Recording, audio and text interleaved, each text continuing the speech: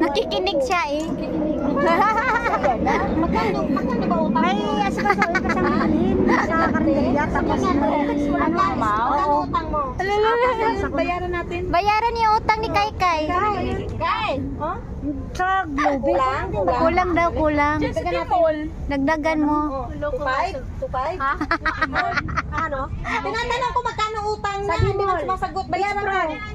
Sa beach lang. Doon na yung Ayaw niya ng pera? Ayaw.